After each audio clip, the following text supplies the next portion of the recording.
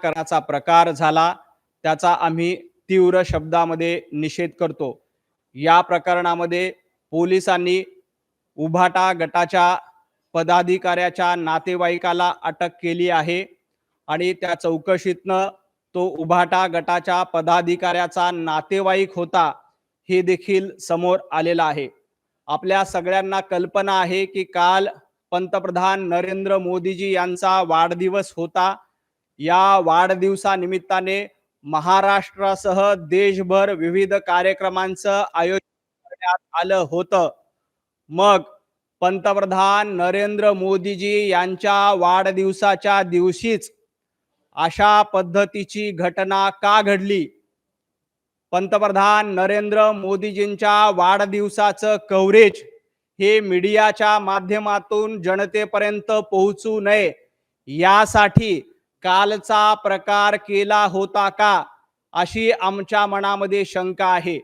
कारण काल पंतप्रधान नरेंद्र मोदीजी यांच्या वाढदिवसानिमित्ताने देशभरामध्ये कार्यक्रम केले जात होते आणि असे कार्यक्रम असताना जाणीवपूर्वक अशा पद्धतीची घटना घडून आणली का, याबद्दल आमच्या मनामध्ये शंका आहे। त्यामुळे आमची मागणी आहे की मीनाताई ठाकरे यांच्या पुतळ्याच्या विटंबना प्रकरणी उद्धव ठाकरे गटाच्या पदाधिकाऱ्याच्या नातेवाईकाला अटक करण्यात आली, त्यामुळे या षडयंत्रामागचा बोलबिता धनी कोण आहे याची चौकशी झाली पाहिजे। काल पंतप्रधान नरेंद्र मोदीजी यांच्या वाढदिवसाच्या निमित्ताने विविध कार्यक्रम होते। देशभरामध्ये कार्यक्रमाचं आयोजन भारतीय जनता पार्टीच्या वतीने, महाराष्ट्र भाजपच्या वतीने देखील करण्यात आलेलं होतं। पंतप्रधान नरेंद्र मोदीजी यांच्या वाढदिवसाचं कव्हरेज हे मीडियाच्या माध्यमातून जनतेपर्यंत पोहोचू नये यासाठी अशा पद्धतीचं षडयंत्र रचलं होतं का, याबद्दल आम्हाला शंका आहे। त्यामुळं या प्रकरणामध्ये तातडीनं चौकशी होऊन उभाटा गटाचा ज्या पदाधिकाऱ्याचा भावाला अटक करण्यात आली त्याची चौकशी झाली पाहिजे आणि अशा पद्धतीनं मीडियाच्या माध्यमातून कव्हरेज मिळू नये यासाठी हे षडयंत्र रचलं होतं का, याबद्दलची चौकशी आणि तपास झाला पाहिजे अशी आमची मागणी आहे। जनाब संजय राऊत यांनी आज पत्रकार परिषदेत घेऊन ज्या पद्धतीनं वेगवेगळे आरोप केले त्या आरोपाचं देखील मी खंडन करतो। खरं तर जनाब संजय राऊत असं म्हणाले की मुंबईमध्ये भारतीय जनता पार्टीचं अस्तित्व कमी आहे आणि भारतीय जनता पार्टीचं स्थान नाही आहे। संजय राऊत यांना मला सवाल विचारायचा आहे, संजय राऊत तुम्ही विधानसभेत तुमची अवस्था काय झाली हे महाराष्ट्रानं बघितलंय।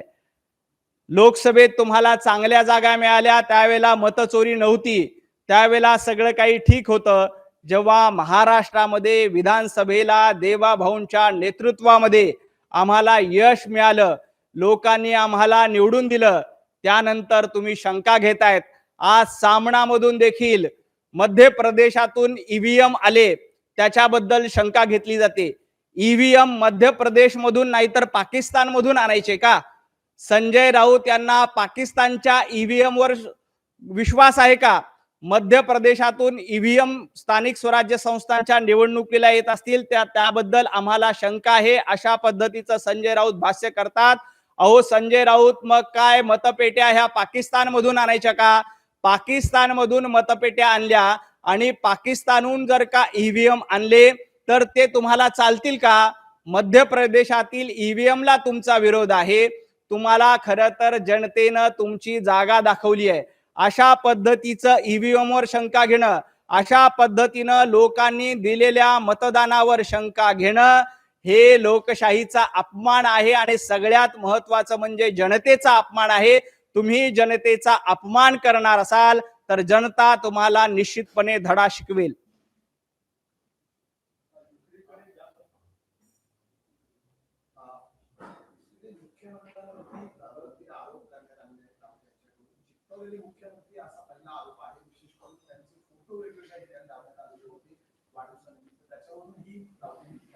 खरं तर देवेंद्रजी हे चिटकवलेले मुख्यमंत्री किंवा लटकवलेले नाहीत, तर लटकवलेलं कोण आहे? संजू भाऊ, तुम्ही लटकवलेले आहेत.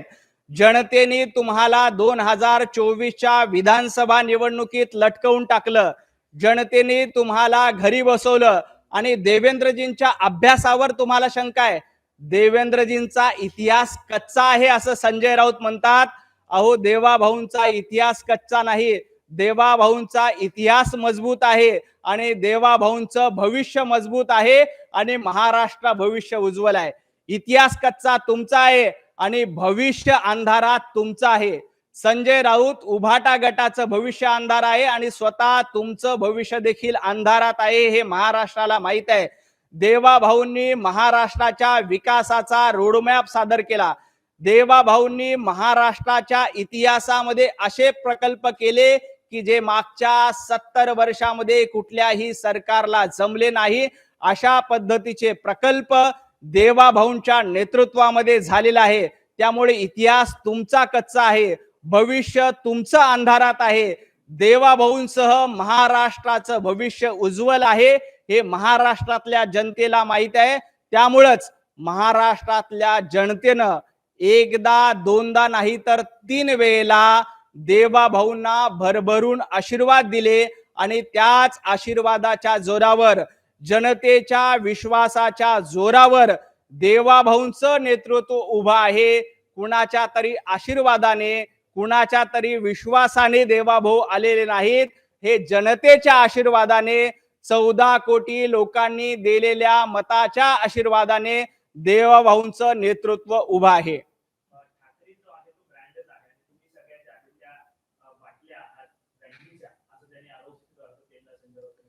खर तर ब्रँड कोण आहे आणि कुणाचा बँड वाजला हे बेस्टच्या निवडणुकीत मुंबईकरांनी बघितलेलं आहे. महाराष्ट्रामध्ये फक्त आणि फक्त भाजपचा ब्रँड आहे, फक्त आणि फक्त नरेंद्र मोदीजींचा ब्रँड आहे आणि फक्त देवाभाऊचा ब्रँड आहे. बाकी सगळ्यांचे बँड वाजवण्याचं काम जनतेनं वेळोवेळी केलंय. राहिला प्रश्न मुंबईचा, तर मुंबई महापालिका निवडणुकीच्या पार्श्वभूमीवर बेस्टच्या निवडणुकीत तुमचा बँड कशा पद्धतीने वाजला, मुंबईकरांनी तुम्हाला कशा पद्धतीनं घरचा रस्ता दाखवला, हे लोकांनी बघितलंय. संजू भाऊ, बँडच्या गप्पा आणि ब्रँडच्या गप्पा तुम्ही करू नका. तुम्ही ब्रँडी पिऊन आला असाल म्हणून अशा पद्धतीचं वक्तव्य तुम्ही करताय. मुंबईकरांनी दोन्ही हातांनी तुमचा बँड ठणठणीत वाजवून टाकला आणि तुम्हाला घरी बसण्याचं आवडतं काम दिलेलं आहे. त्यामुळं ब्रँडच्या गप्पा संजय राऊत यांनी करू नयेत.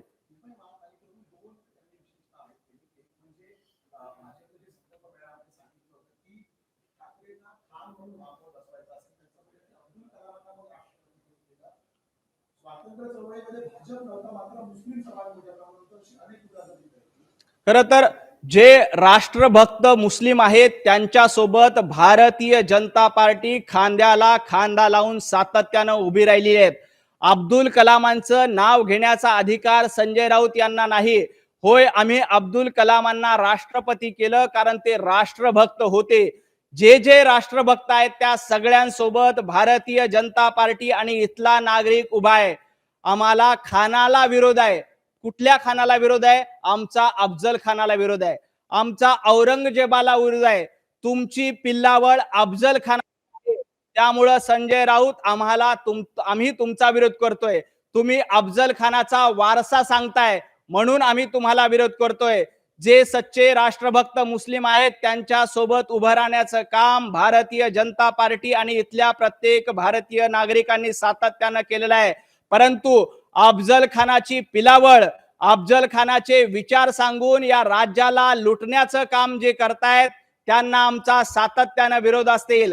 खान की बान म्हणून जेव्हा तुम्ही मतं मागित होता तेव्हा काय होतं?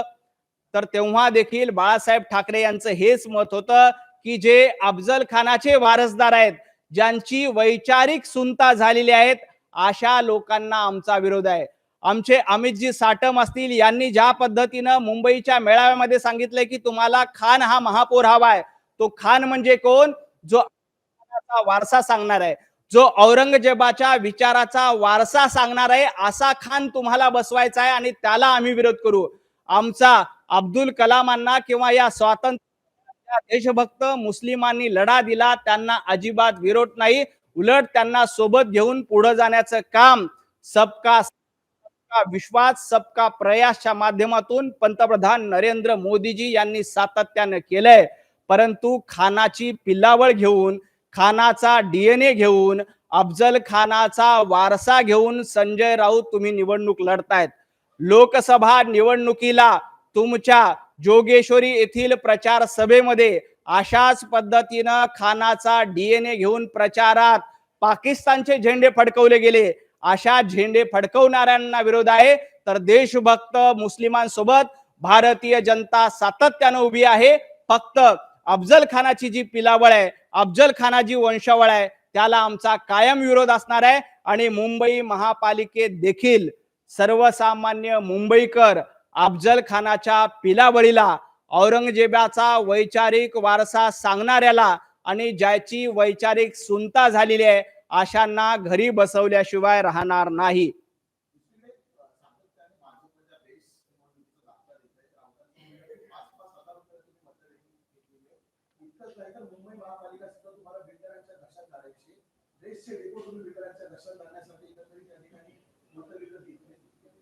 बिल्डराची भाषा संजय राऊत यांनी करावी. माझ्याकडे एक नाव आहे, श्रद्धा बिल्डर. श्रद्धा बिल्डर मध्ये संजय राऊत यांचा काय संबंध आहे असा माझा संजय राऊत यांना सवाल आहे. त्या बिल्डर मध्ये संजय राऊत आणि त्यांच्या नातेवाईकांचे किती स्टेक आहेत हा माझा संजय राऊत यांना सवाल आहे. तुम्ही एसआरएच्या आणि बिल्डराच्या गप्पा करू नये. तुमची श्रद्धा ही कुणा बिल्डराच्या सोबत आहे, तुमची श्रद्धा कुठल्या बिल्डराच्या पायाशी आहे, याचा सगळा कच्चा चिठ्ठा आमच्याकडे आहे. त्यामुळे आम्हाला तोंड उघडायला भाग पाडू नका. संजय राऊत, तुम्ही पत्राचाळीमध्ये सर्वसामान्य मराठी माणसाला घर नाकारलं. बीडीडी चाळीच्या माध्यमातून घराच्या किमती वाढवल्या. 50 लाख रुपयाला घराचं काम देण्याचं बेजबाबदार काम उभाटा गटानं आणि तत्कालीन सरकारनं केलं होतं. त्यामुळे बिल्डराची भाषा संजय राऊत यांनी करू नये.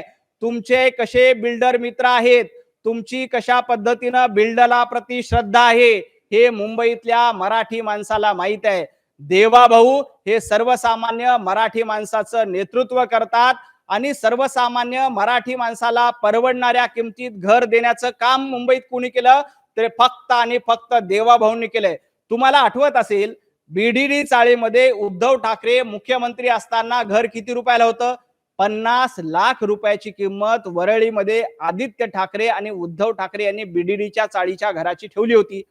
देवेंद्रजी मुख्यमंत्री झाले आणि बीडीडी चाळीमध्ये परवडणाऱ्या दरामध्ये सर्वसामान्य मराठी माणसाला त्याच ठिकाणी घर देण्याचं काम केलं. संजू भाऊ, जनाब संजय राऊत, बिल्डराची भाषा तुम्ही करताय. पत्राचाळीमध्ये हजारो आमचे मराठी बांधव बेघर झाले, त्यांना अजूनही घर मिळाले नाहीत. आधी हिम्मत असेल तर त्याच्यावर बोला आणि मग बिल्डराची भाषा करा. तुमची श्रद्धा ही कुठल्या बिल्डराच्या पायाशी आहे हे आम्हाला माहित आहे.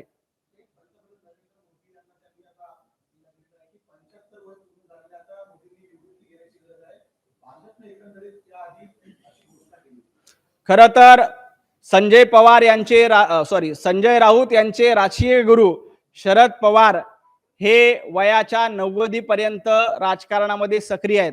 शरद पवार साहेब यांना 100 वर्ष आयुष्य लाभो आणि तो 100 वर्षापर्यंत राजकारणात सक्रिय राहो याबद्दल आम्ही त्यांना शुभेच्छा देतो. पंतप्रधान नरेंद्र मोदीजी हे 75व्या वर्षी निवृत्त झाले असं म्हणत संजय राऊत नाकाने कांदे सोलतायत आणि पवार साहेब 90 पर्यंत राजकारण करतायत ते तुम्हाला चालतं. पंतप्रधान नरेंद्र मोदी हे आजही 25 वर्षाच्या तरुणाप्रमाणे उत्साही आहेत आणि संजय राऊत यांना पंतप्रधान नरेंद्र मोदीजी यांच्यावर बोलण्याचा अधिकार नाही, कारण पंतप्रधान नरेंद्र मोदीजी यांना इथल्या 140 कोटी जनतेनं निवडून दिले. पंतप्रधान नरेंद्र मोदीजी यांनी कधी निवृत्त व्हायचं हे संजय राऊत यांना ठरवायचा अधिकार नाही. हे ठरवणार आहे इथली जनता जनार्दन आणि इथल्या जनता जनार्दनाने पंतप्रधान नरेंद्र मोदीजी यांना 3 वेळेला गुजरातचं मुख्यमंत्री केलं, सलग 3 वेळेला देशाचं पंतप्रधान केलं. संजू भाऊ, आपण फक्त अर्ध्या मताने निवडून आलेलो आहोत. आपल्याला हे बोलण्याचा अधिकार नाही.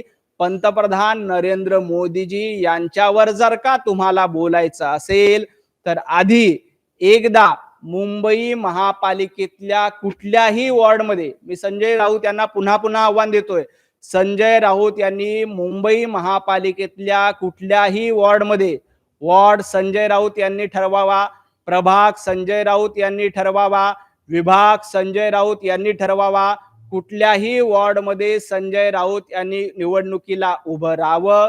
भारतीय जनता पार्टीचा सर्वसामान्य कार्यकर्ता, भारतीय जनता पार्टीचा सर्वसामान्य बूथ प्रमुख तुम्हाला पराभूत केल्याशिवाय राहणार नाही. आधी एका वॉर्डमध्ये निवडून या आणि मग पंतप्रधान नरेंद्र मोदीजी यांच्यावर टीका करा.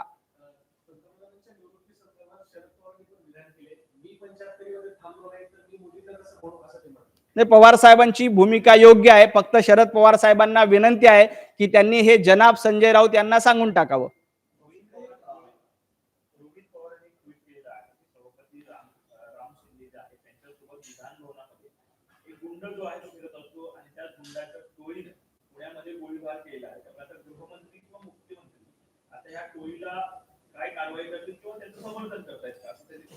खर तर अनेक लोक हे नेत्यांसोबत, पदाधिकाऱ्यांसोबत सातत्यानं फोटो काढत असतात. अशातला एखादा फोटो असेल तर त्याबद्दल मला कल्पना नाही, परंतु रोहित पवार यांनी या प्रकरणामध्ये नाकाने कांदे सोलू नये. रोहित पवार यांचे किती गुंडांसोबत कशा पद्धतीचे फोटो आहेत हे देखील महाराष्ट्राला माहिती आहे. रोहित पवारजी, राम शिंदे यांच्याबद्दल तर बोलण्याचा तुम्हाला अधिकारच नाही, कारण कर्जत जामखेड मतदारसंघामध्ये तुम्ही अजितदादांच्या आशीर्वादाने निवडून आलात. हे अजितदादांनी जाहीर व्यासपीठावर सांगितलं. जर का अजितदादांनी तुम्हाला मदत केली नसती तर कर्जत जामखेड मतदारसंघामध्ये जनतेने तुमचा पराभव केला होता. आधी त्याबद्दल बोला आणि मग आमच्या राम शिंदे साहेबांवर टीका करा.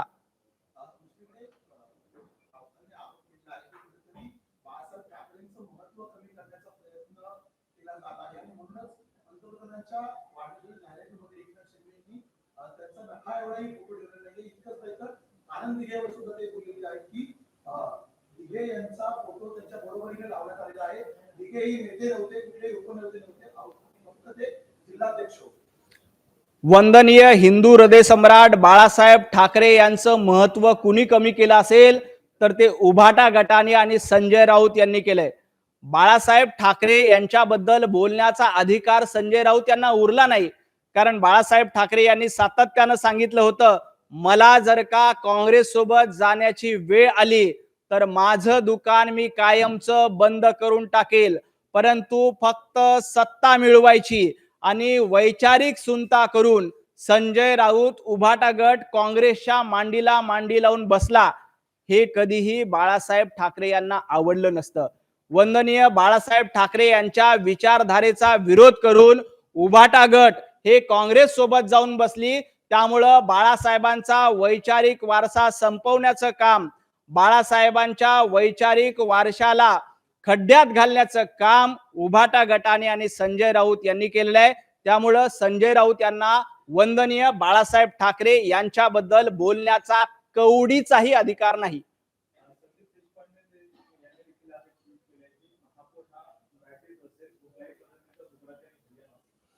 खर तर महापौर कोण व्हावा हे मनसेनं किंवा संदीप देशपांडेंनी भारतीय जनता पार्टीला सांगायची गरज नाही. मुंबईतल्या मराठी माणसाला आज भीती दाखवण्याची गरज, तर साथ देण्याची गरज आहे. आणि ती साथ देण्याचं काम पंतप्रधान नरेंद्र मोदीजी, आपले लाडके मुख्यमंत्री देवाभाऊ आणि भारतीय जनता पार्टी सातत्यानं करते. मनसेनी अशा पद्धतीनं मराठी माणसाला भीती दाखवू नये. मुंबईमध्ये मराठीच महापौर होणार आहे.